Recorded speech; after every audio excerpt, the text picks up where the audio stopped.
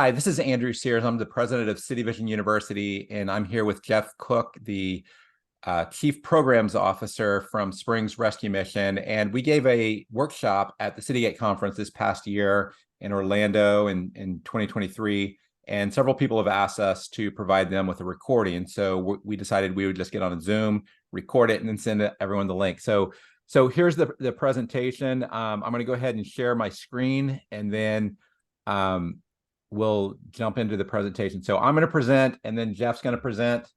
For those who are viewing this, you can access the slides from this and the recording at cityvisioninstitute.org/workshops. And our contact information is also on this slide if you want to get a hold of us. So the outline of this is, so City Vision has had over 300 interviews with rescue missions in their staff training programs. And we're going to provide an overview of the findings for that. And then Springs Rescue Mission is, Jeff is going to be presenting a lot of what they've done with their staff training as a best practice case study. And then we're going to go into a lot more of the details from those 300 interviews of best practices and common mistakes. And then we'll also talk specifically about some of the ways that rescue missions have outsourced portions of their staff training to City Vision University. So on our research on training needs of rescue missions, just a little bit of background. So we are an accredited online university by rescue missions for rescue missions. We were started as a program of the Citygate Network. It was then called the Association of Gospel Rescue Missions in '98. And we became independent in 2008. We've partnered with over 110 rescue missions to help train their staff. We've had over 50 faculty, or we have over 50 faculty, primarily coming from rescue missions and similar organizations. And each year we have over 300 meetings a year with rescue missions and similar ministries. And we ask them, what are your top needs? What are your training needs? We ask them about their existing training programs and their for their staff and clients. And our passion is to provide quality training to help you transform lives. A little of my background, I grew up in the hood in Kansas City. A lot of my friends went to jail or got addicted in high school. My drug of choice is workaholism. That took me to MIT, where I did a .com and co-founded a research group with one of the fathers of the internet. And then I realized my heart was more for the poor. And so I started up an organization called Tech Mission that eventually took over City Vision University. And the reason why I do what I do is, whenever I had this .com, I was making $350 an hour in today's terms. And I realized that that was nothing compared to the life change, the value of the life change that we can do in the work that we're doing. But to do that, we have to be quality organizations. And to do that, we have to have quality training for our staff. So that's what we're really about, is helping you have quality training for your staff so you can help transform lives. So the top findings from our research, the most pressing need, is not surprise, in 2023 is the worker shortage. What we've heard is that it's most significant on the high end. You just can't find the high end workers. And at the low end, where, a lot of the employees that, provided a lot of the entry level positions are being poached by, McDonald's that are paying $18 an hour and crazy wages like that. Now, that's the short-term need. The long-term need is we've had conversations, honestly, over the past 10 years, maybe 20 years. If I had to summarize what's been the long-term concern, it's how do you move to a more professional, skilled staff? Because a lot of rescue missions have grown a lot, and it's just a lot more complicated running a $20 million organization than it was a $2 million organization. And so whenever we've asked people about their staff training and development strategy, often they recognize there's a need for it, but often there isn't really a coherent strategy. Often there's this desire for having a, vision of a highly professional workforce, but how do you have a training program that would enable that? Ultimately, that's the challenge, is there isn't really that training plan. So, why train? The number one reason today, right now, is it improves employee retention. So many rescue missions said that they can't fill all their positions, but the problem is that, people are going out the back door faster than they're coming out coming in the front door. And you can't solve that problem if that's the way it's working. So over the great resignation, the employee quit rates increased by 25%, and the nonprofit employee turnover rate before COVID was already the highest of any sector. So again, the reason why we want to do this, the second reason, is your effectiveness in transforming lives. So it's not just about, getting people education. It's really about transforming lives. So as we've talked with missions, the typical rescue mission staff training strategy is you'll have internal training where you'll have an orientation, a 1 to 2 day orientation, and then position specific onboarding. Have once a month optional staff training, possibly like a leadership book club. Professional development that's in the annual staff evaluation, but often really isn't used because the supervisors haven't really been trained on how to utilize that, or they don't even know the resources that they could recommend for people. And a lot of missions will have a small budget line item for conferences and books for staff, but often that is underutilized.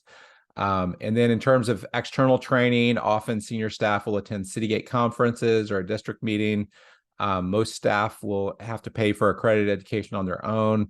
And then there might be some compliance training using things like Serve Safe for food safety that gets outsourced.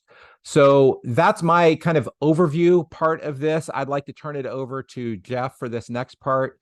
And Jeff, if you could kind of talk a little bit about what you've done in terms of your staff training. And I'll go ahead and share the slides again. Let's see, here we go. All right, so here's the slides. Is it, oh, I need to go over here. That's right, because how these slides are set up. Okay, so go ahead, Jeff. I think sorry, as Andrew mentioned, my name's Jeff Cook. I've been with Springs Rescue Mission almost 10 years. I came from the business sector, ran multiple large organizations. Just before coming to Springs Rescue Mission, I ran a 19 restaurant with 4 different concepts down in Albuquerque, New Mexico. And so as somebody who is an operations person, the idea of training people for what you need them to do is large, right? So back then I needed to be able to train people with usually with less education to come in and learn how to do things from the restaurant side of things, and to be able to do it exactly the same no matter what restaurant they were at.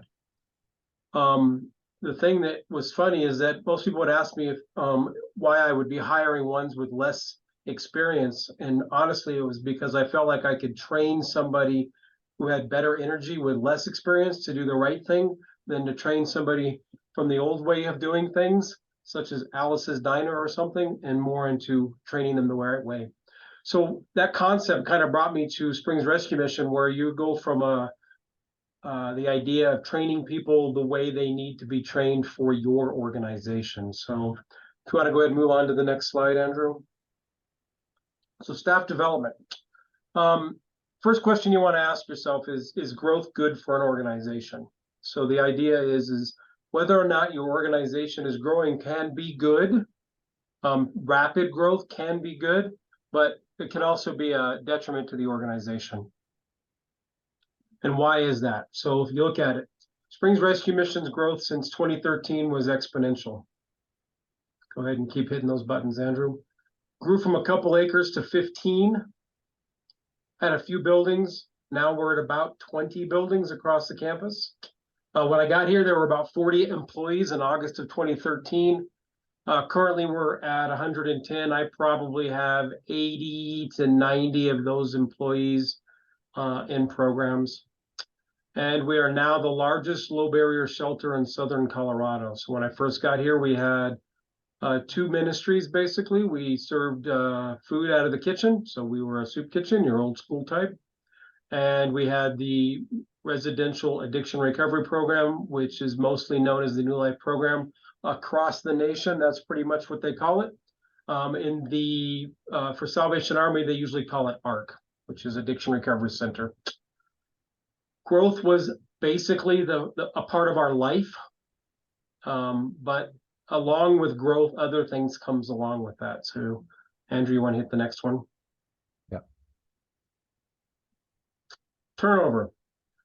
However, turnover of staff was just as fast as the growth. So as many buildings as we added, we would add 2 or 3 turnovers per building at the same growth rate. Even human resources, I honestly couldn't tell you how many directors, VPs we've had of human resources. So that is one of the reasons our development and turnover was so bad, is because we couldn't even keep that department full.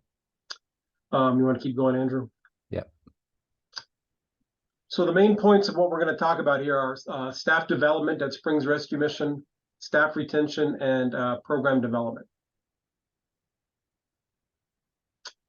So first question is, what is staff development?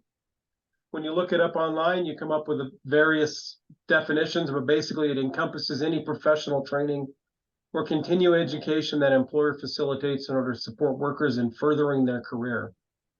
For those that were at Citygate Network, it was basically what we were doing then.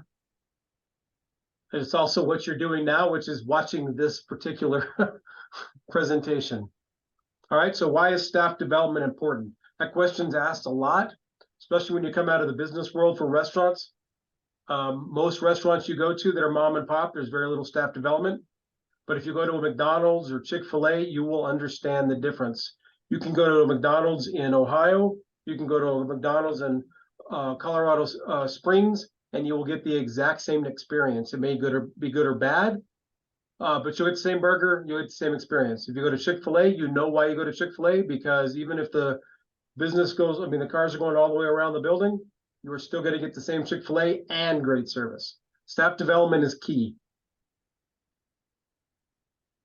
So what happens when you don't do staff development, right?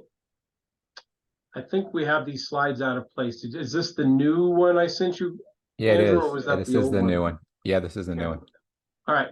So what happens when we don't develop staff, or when we lose staff? Costs money to hire new staff. What's worse is once you lose your staff, you burn out the staff you do have. So the staff that's good or that does stick around, you burn them out, so they no longer are any good. So you end up hiring a warm body, and then you have less capable staff on hand, which perpetuates the situation, right? So you have a continual cycle. You hire new people that are good, you hope, they leave, and you end up with people that are burned out, and you constantly are moving the situation around to where you can never get the situation handled, and more importantly, you can't even hire for culture. Other issues I'm sure you can come up with, cost is a big one, but other issues can come around is you can't actually run programs effectively without good staff. So at SRM, we needed something to change. We created an employee development process. So like I said, we had a hard time keeping HR staff, so I decided to stop and create a development program for programs at Springs Rescue Mission. So I got together with Andrew, and the reason I got together with Andrew is because I am actually an alum of City Vision University. I got both my bachelor's and my master's from the university. Back in 2015, I got my bachelor's in nonprofit management. And then most recently, I received my master's, or my business administration master's, so MBA. While taking those classes, I realized the benefit of those classes was that every course I took was focused on the work that I was doing at Springs Rescue Mission. And so I wanted courses for my employees to take that would focus them on the same work. I didn't want them taking classes that weren't focused on what we need to do, which is strengthen programs by developing staff. So I worked with Andrew on a certificate. It's actually a nationally recognized certificate on manager and leadership, and also a case management certificate. So they take 5 or 6 courses, depending on how many credits they might have in college, and they can get it at either the undergraduate level or the graduate level. We did it so that each week I would put a senior leader with a team of people taking this course, so that every week they could stop and talk about what they were learning in class and what it meant to SRM. And the senior leader would be able to talk to them about how that meant, or what it meant to the organization and to them, discuss work relevance. And like I said, we had undergraduate and graduate level programs. So I'm just like every other organization, we have people with a GED, we have people with associates, bachelors, and masters. And I needed them to be able to be talking the same language no matter the education. So we came up with this program where they were, no matter what level, they were working at it together. Some of the benefits: supervisors to program leadership, nearly non-existent turnover now. This concept that we came up with, bringing cohorts together to take the class, gave them a sense of worth and a team. And instead of constant turnover, constant burnout, now I have this cohesive team leadership from the supervisors, managers to senior directors, and I haven't had any turnover that I can think of in the last 18 months at that level. Most of the people in that class, you want to go back one more, I'm sorry. Most of the people in that have either been promoted or they have actually moved to another department where they felt like their gifts could be strengthened. Like I have my manager of the shelter has moved over to facilities so that he can help us start building a better training program for our clients. Like I said, the team collaboration is unbelievable. Sitting here in the administration building, they would be talking, they would have their conference or their classes together weekly in the conference room next to me. And as they're walking by, I could hear the team and the collaboration and the lingo and all that they were talking about was just a different vibe than what we had here a couple years ago. All right, next slide. So why is staff development important? Improves employee engagement. Like we just talked about, after starting a development program, I would hear staff discussing what they learned and how it was relevant to their work. Like I mentioned again, no turnover. Our retention is unbelievable in comparison to where it was. Attracts top job candidates. So I pay, well, Springs Rescue Mission pays for the education. The certificate program isn't something that's reimbursed, it's paid for up front. We get an invoice and we pay for that, the books, and that's because we believe it is a benefit to us. Most people ask, the first question they ask is, well, what if the employee uses the education and then leaves? In my mind, that's a benefit. We're spreading seed. The idea that what we're doing here, the benefit of what we're providing to our clients can be then sent to another organization, I'm all for that. Enhances productivity. Now my teams are working together with the same information, the same understanding, and moving things forward. It is something that it was a kind of an unintended consequence or benefit of what we were doing, is that it was helping them get better at their job as a team, not just individually, and then helps employees reach their full potential. It really has strengthened them. They're receiving promotions. We're doing fiscal year 20 in July, and I will have 6 new promotions, all from that have taken courses at City Vision University. Okay, next one. Team development. Just talked about unintended benefits. Here's one that I was very surprised by and unbelievably happy that we built this certificate program, in that we're building an entire new program that will encompass all of Springs Rescue Mission. It's for the homeless. It's a wraparound program. But what I did is I brought in our programs team to develop this.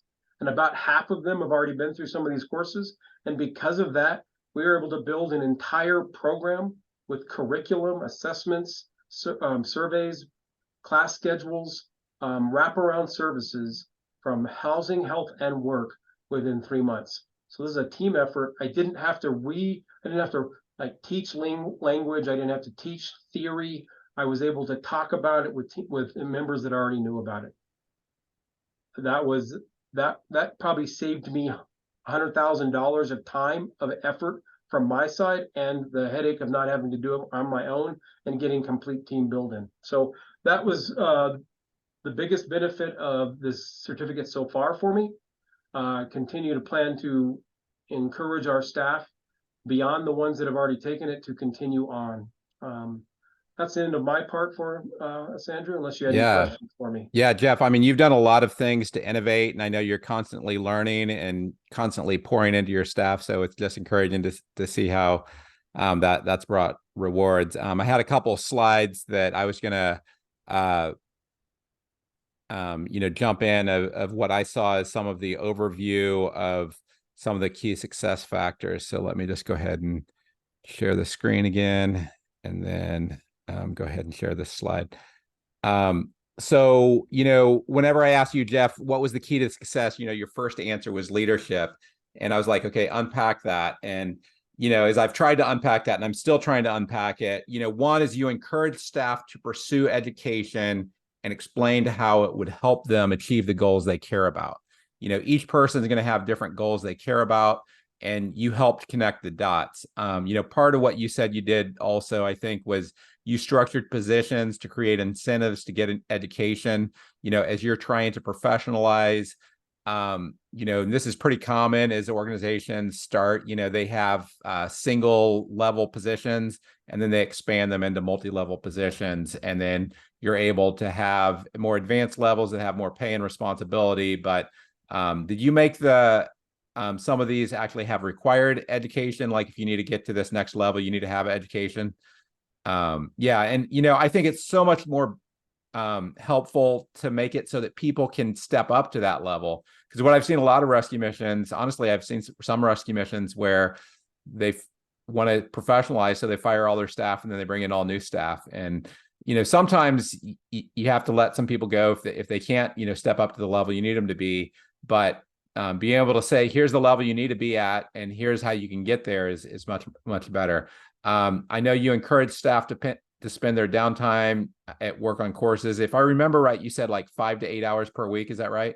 Up to that? Yeah, I never gave them an exact number. People would ask me all the time, Right. even staff would Yeah. ask me, and I would tell them, look, I use every waking moment when I'm doing stuff to be educated myself. So I wanted them to understand it's your time to manage. It's free time. Would you rather do your homework at work, or would you rather do it at home? So I was Yeah. the same kind Yeah. of student. I made sure I got my homework done at school.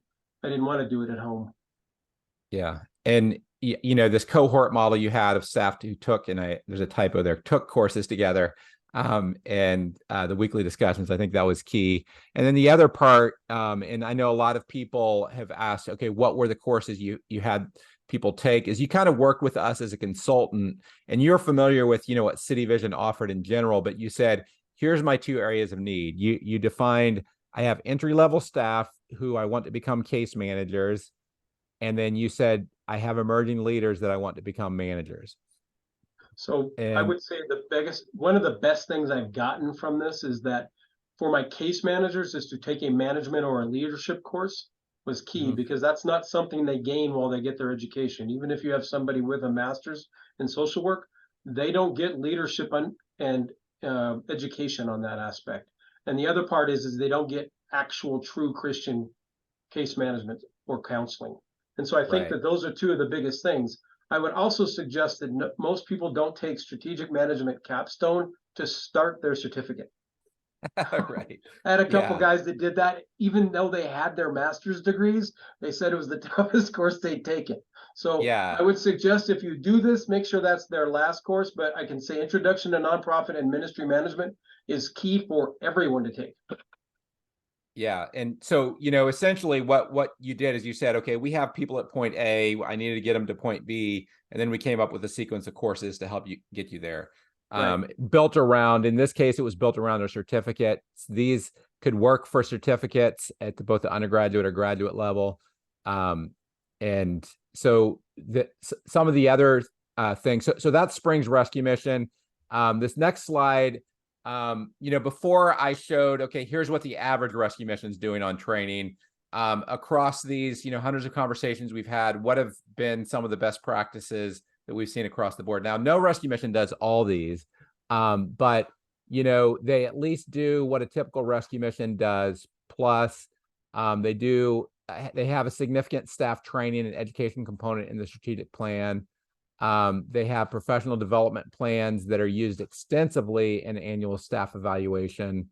And as I mentioned, part of that, you have to train your staff in doing that, but then, not only train your staff doing the evaluations, how to, provide recommendations on professional development, but train both the employees and the staff. Here is the menu to choose from for professional development. You can take these courses, you could read these books, you could go with these professional, training resources. On On the internal, considering build versus buy decisions, knowing the top sources and considering values alignment. Rescue missions by far do way too much internally. They essentially are trying to create, you don't know how many rescue missions said, I have a vision to create a whole new university. And I'm like, well, that kind of exists. So why don't you work with the one that your association created? So, and rather than, trying to reinvent the wheel. So, Bay Area Rescue Mission, Bram, he took his staff to visit, I don't know, like 8 or 10 different peer organizations, and they were some of the top innovative organizations that are out there. And to provide structured division-specific training programs, structured staff training programs with syllabi and an option to be recognized for credit. So St. Matthew's House and some other partners have staff training programs that have syllabi, and we can we provided credit recognition for that.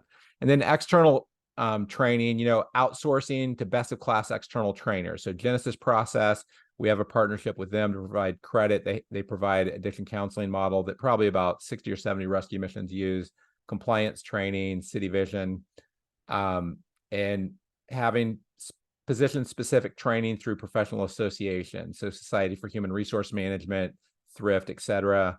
There's a lot in restaurant management. I know, Jeff, that you use, and food services. Development team has donors for education fund that includes both staff and clients. So what St. Matthew's did is they created an education fund, $100,000 education fund, and they told all their donors that this would be used for both staff and clients. And now everyone can go to school for free, essentially, is the way it works for them, because they're raising money faster than they can spend it on that. A few rescue missions will use online video training subscription services. Probably the most common is Right Now Media. And then tuition reimbursement programs that actually are widely used. What I mean, so 5 to 20% of employees actually use this. So it's promoted widely in the organization. And often for these organizations, we're not the only school that's going to be out there. So they'll recommend people locally for, options. But usually we cost a lot less and we're a lot more relevant for the degrees we do offer. So we ended up being the school of choice for 80% of students. That's kind of how it worked with St. Matthew's House. They sent us, a lot of students, and we're the school of choice. Now, I want to emphasize the importance of tuition reimbursement. So if you look at what, all these companies, McDonald's, Walmart, Taco Bell, Target, they're all providing tuition reimbursement to their employees. And it's not because these companies are known for being the most generous on their benefits.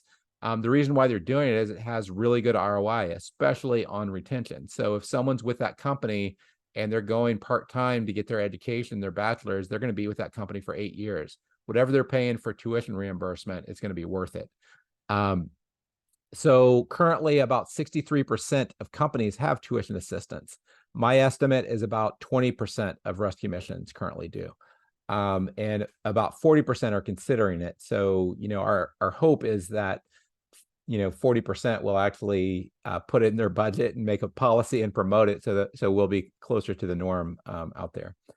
So some of the best practices for tuition reimbursement policy is to define which employees are eligible for tuition reimbursement, consider whether having a passing grade or maybe a B on a course would be a condition of eligibility for reimbursement, providing a process or form required for approval, determining what will happen if an employee leaves early, paying a fixed amount rather than a percentage. And there's a lot of IRS guidelines, so I'm not going to get into all of Andrew, those. I'd like to add something to that, provide a process or form to require approval. I think that's one of the reasons we had so many apply for ours is it was a selection process. And so they felt like it was something they had to earn to get that. And that if their supervisor was willing to put them forward, that they were a good candidate. I believe that was one of the reasons we had so many in the beginning we had 10 just for our first cohort. And I believe that was the main part of it. Yeah, that's huge. And I think it's all how you frame it. You could call it, we're going to award this scholarship to employees that want to do professional development.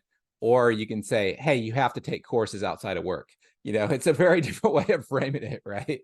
So, and I think that's really important. So, Now, one of the things I want to talk about, so there's this thing called the iron triangle of project management, where you can pick 2 out of 3 between speed, price, and scope. If you've been in the business world or done project management, you're familiar with that.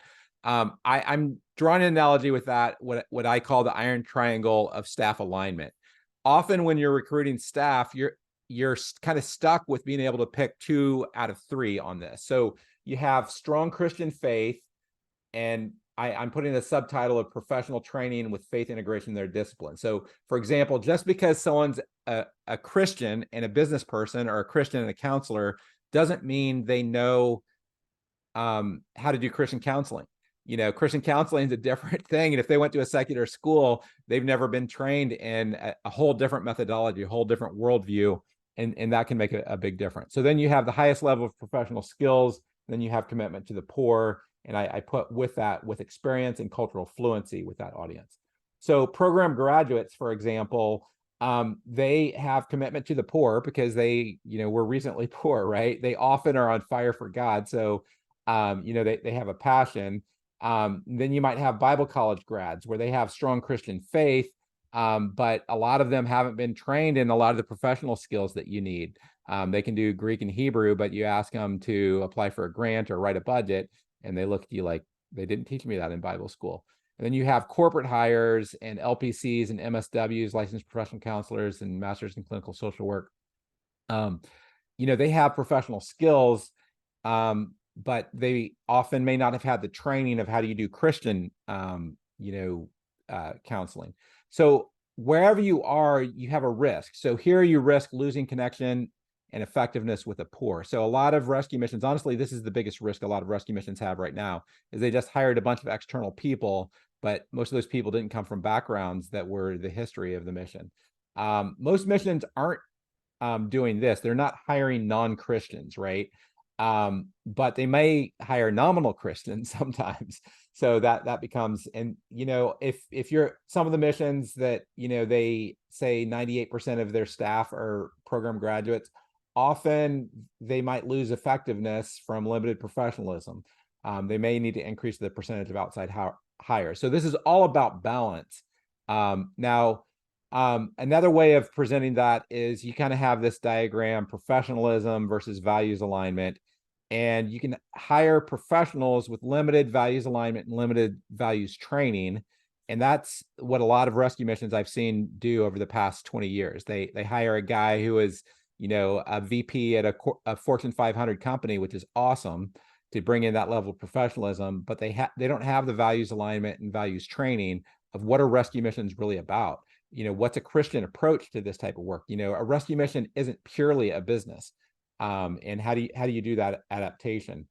I think the other is hiring program grads with limited training. And what a lot of rescue missions is, they'll promote staff from within with limited training. But all of these, you're bound by this frontier of staff quality, and it's mainly trade-offs here. So the question is, how can you actually move this frontier of staff quality? And ultimately, the way to do that is to provide intensive training. We've moved from a industrial economy to a knowledge economy, and we should be investing probably 10 to 20 times more in training. So, for the program grads, you hire program grads and you get intensive training at City Vision. With internal, you promote staff from within with intensive training at City Vision. That's what you did, Jeff. And then if you hire outside professionals, have them take a few courses. If you have that business person, have them take cross-cultural management and ministry. So they're going to learn that not everything should fit into a business grid. There's more values than the business grid. So I think those are some helpful principles as you're considering doing your training strategy. What I'm trying to do is help inform rescue missions on, as you're thinking about training strategy, what can you do? And the point of this slide is, if you have a tenfold investment in training, then you can actually move the needle and move your frontier of staff quality, where you're not just, doing trade-offs between the same thing. Now, common options for outsourcing training. So you have traditional higher education, which you have deep learning. Courses are intensive, recognized credentials. Often the problem is it's less relevant or values aligned. Every year I went to school, I kept thinking next year they're going to teach me something useful whenever I was in college. And grad school, and they never taught me anything that was useful because it was all theory, ivory tower theory. It's expensive, limited access. Most rescue missions that will have people do traditional higher education, if they're a mission like yours that has about 100 staff, they might have 1 to 3 staff that are engaged with traditional higher education. And ultimately, the point is that can't move the needle that much. So the total time they're spending in training is maybe 1,000 to 2,000 hours. On the other side, you have conferences, which are great, but it's often surface learning. You learn 1 hour about grant writing. There's no credentials. It's highly relevant and values aligned. It's affordable. Going to a Citygate conference costs about $2,000 per staff if you count the staff time, the travel time, the hotel, all the airfare. It's accessible. A lot of missions will send, if a mission your size might send 5 to 10 staff to, a conference. But still, the total training hours that they're getting at that conference, combined all the staff together, is 100 to 200 training hours. Now, what City Vision does is we combine elements of both of these. So we have deep learning, recognized credentials, but unlike traditional higher education, we're highly relevant and values aligned, closer to what a conference is.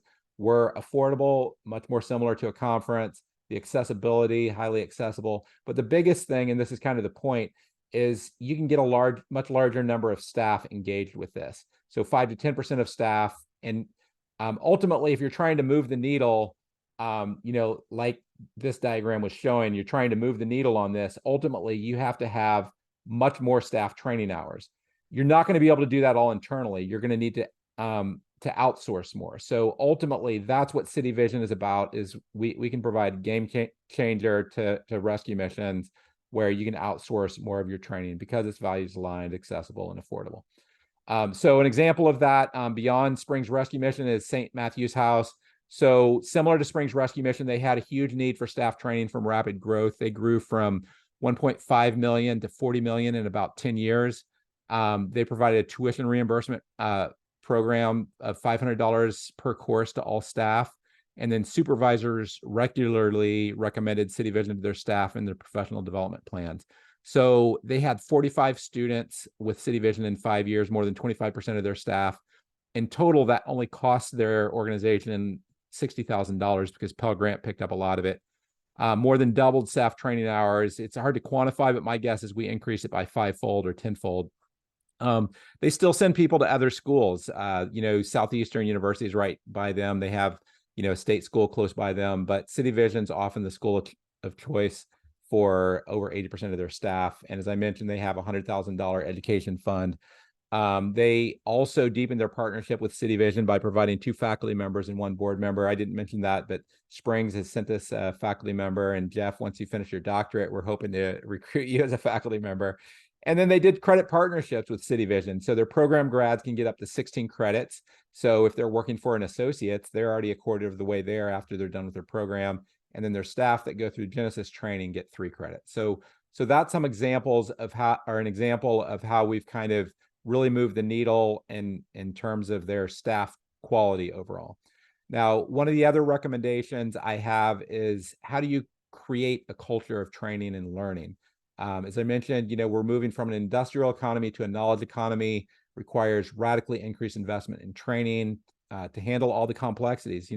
Rescue missions are, insanely more complicated than whenever I first got started in '92. And it's very difficult for ministries to make, think about, how are you going to do 10 times more staff training? Well, are you going to hire 10 directors of staff training? It's just not possible. That would kill your budget. So what you can do is you can outsource, some of the training to a partner like City Vision. And ultimately what you're trying to do is create a culture of lifelong learning. So like, if you look at St. Matthew's House, those guys, they just view it like, oh, you take courses while you work here because that's how you're going to move up. And, most of the people who've moved up, that's how they moved up, is they took courses and they moved up. So it just becomes a part of, self-reinforcing cycle. And ultimately, I think that, this radical shift towards training and learning is required to maximize our effectiveness in transforming lives. So that's all the positive. Let me talk about some of the, potential negatives. So what are the common mistakes to avoid in staff training? Failing to recognize the world's change and underinvesting in training and education. I would say that's the most common. The other one is doing everything yourself without adequately outsourcing training. You hire a director of training, but you don't have a single person engaging with outside higher education, or you're not outsourcing anything. That's just not going to work. Have a director of training, but spend, have a really big budget that person can work with to outsource things too also. Don't recognize that professionalizing staff will create mission creep without an intentional strategy to counter that. It's great to professionalize, but if you don't recognize that that's going to create values problems if you're not doing an intentional values training. And not having a strategic plan for training, or the plan's misaligned with the org strategy. So you say your org strategy is all about professionalization, but you don't invest a lot in training, or not intentionally creating a culture of lifelong learning among staff. So that's some of the things to avoid. Now, let me talk about how City Vision works with rescue missions. So we currently have 4 main degree areas: addiction counseling, nonprofit management, business administration, and ministry and leadership. By the end of next year, we'll have those at every level, from undergraduate certificate to associates to bachelor's and master's. And we also have a nonprofit fundraising certificate, and we have a retail management certificate. So the other great thing about City Vision is our tuition is radically affordable, is what we say. So our list price is about half of Liberty and is about half of Liberty and Grand Canyon, and but we discount to partners that send us 2 or more students. So a lot of these groups, like McDonald's, the reason why they're able to provide tuition reimbursement is because they're getting a big discount. We give a big discount to organizations that send us 2 or more students. So $550 a course. If you look at what that amounts to for an MBA, so it's $6,600 to get an entire MBA. That's insanely cheap, or insanely affordable is a better word, right? So insanely affordable. So for undergraduate students, for those that get a Pell Grant, it ends up being $924 per course is the maximum Pell Grant, and then the $550 per course tuition. The students actually get back $374 after the Pell Grant, and that gets paid back to the student. Now, if you're at a mission that actually pays your tuition and doesn't take out the Pell Grant, then that means you would actually get a check for $924 back. Historically, about 75% of our students who've applied for a Pell Grant get a Pell Grant. Often it's those that have less than $50,000 a year of income. I'm going to go real quick. Yeah, go ahead. So we ask we actually want our employees to keep the Pell Grant, because we believe that they're putting in that extra work, and the extra income can help them, so that if they needed a second part-time job, $50,000 a year, under $50,000 a year is hard to support a family, especially if you've got kids and such. And so I like to be able to give that as an incentive to the staff, so that they can see it as maybe an extra job of money while they're doing their school. Yeah, I think that's great. And I think that for staff that aren't making the big bucks, this can be a way that can incentivize them. The best way to find out about our courses is to visit our website, but I want to explain kind of the design philosophy on our courses. So we use this is called the Management Behavioral Inventory, I think, and it also aligns with what's called the Competing Values Framework. And there's 4 quadrants of competencies. For us, we've mapped them into kind of terms that fit with rescue mission. So fundraising, this is our whole fundraising certificate: grant writing, fundraising, major gifts, marketing. We have a lot of ministry and relational competencies, ranging from cross-cultural to organizational health to spiritual formation and Bible courses. Then we have administrative competencies like HR courses and accounting and project management. And then we have social enterprises competencies. And then we have courses that integrate them at the beginning and at the end of programs. And then on the addiction counseling program, we have about 18 to 20 courses that combine what would be required for certified addiction counseling with Christian, what is needed to understand how a Christian approach to counseling works. And then we also have a website where we provide free copies of several of our courses, so that you can just get a feeling for how these courses work. And if you want to find the material for this workshop or the recording and slides, you can go to cityvisioninstitute.org, and then you click on workshops, and then you can find that there. So hopefully you all find that helpful. If you are interested in finding out more, you can contact me. My email address is right here. And you can contact Jeff at jeffc@springsrescuemissions.org, and you can find more information on our website. So thanks a lot, and we look forward to connecting with you all.